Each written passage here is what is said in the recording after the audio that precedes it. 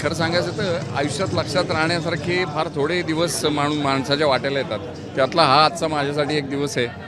इतके वेळा मी इथे फुलेवाड्यात येऊन गेलो आहे, पण आज आपल्या ज्योतिबांची द्विशताब्दी जयंती आहे आणि या सुवर्णयोगावर मला इथे बोलवण्यात आलं आणि मला नमस्कार करण्याची संधी मिळाली. त्यामुळे फारच बरं वाटतंय. या निमित्ताने असं वाटतं, एक आठवण आपल्या स्वतःला द्यावीशी वाटते की आपले पूर्वज इतकं काहीतरी मोठं हिमालयासारखं काम करून जात असताना आम्ही नक्की कुठे आहोत आणि काय आहोत याची एक थोडीशी उजळणी करावी या निमित्तानं. आणि ज्योतिबा फुल्यांचं साहित्य, त्यांचे विचार, व त्या काळी सत्यशोधक समाज ज्यांनी निर्माण केला, ज्याचं स्वप्न पाहिलं, आणि आजचा आपला समाज, या दोन्हीमधल्या जरा तफावत लक्षात घेऊन आपण सगळ्यांनी एकजुटीनं त्या समाजाला सत्याकडे नेण्याकडे, न्यायाकडे आणि समतेकडे नेण्याकडे प्रयत्न करावा असं वाटतं. आणि खूप काय म्हणूया, विद्यार्थ्यासारखी भावना आहे आणि आतून भरून आल्यासारखं वाटतंय.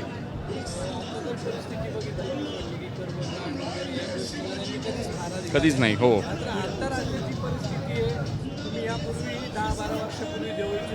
माध्यमातून प्रकाश टाकला होता आणि बरोबर आज ती परिस्थिती राज्यात पाहायला मिळते. हो, काय बघताय? हो, खरंच आहे. म्हणजे हो, थोडी खूपच हळहळ किंवा काय म्हणूया खेद वाटतो. आम्ही आमच्या पूर्वसुरीने आम्हाला हे सांगितलं, म्हणजे सगळे आमचे जे आहेत ज्ञानोबा, तुकोबा, शिवबा, ज्योतिबा, सगळ्या म्हणजे आमच्या वडीलधाऱ्यांनी असं सांगितलं की बुवा सगळ्याची चिकित्सा करा, प्रश्न विचारा आणि एकमेकासमवेत त्या चिकित्सेच्या मार्गावर चालत राहा. सत्यशोधन त्यानंच होईल.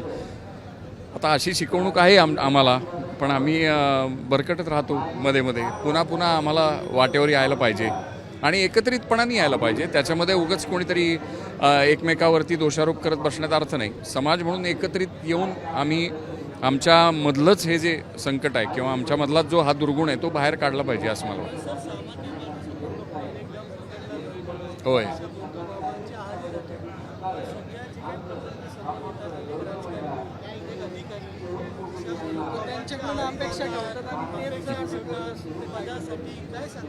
नाही, माणसाच्या चरित्रावर म्हणजे कॅरेक्टर ज्याला म्हणतात त्याच्यावरच खूप मोठा घाला या काळाचा आहे आणि प्रश्न त्यामुळे तयार होत आहेत.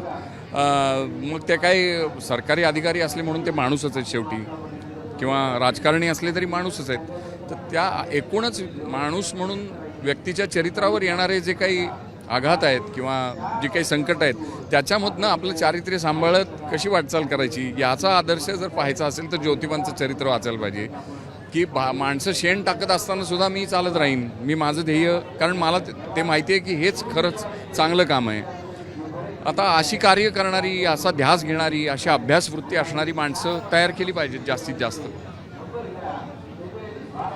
आणि या निमित्ताने वंदन करतो ज्योतिबांच्या आणि सावित्रीबाईंच्या स्मृतीला. माझ्यात एक तरी गुण येऊ दे अशी प्रार्थना करतो. धन्यवाद.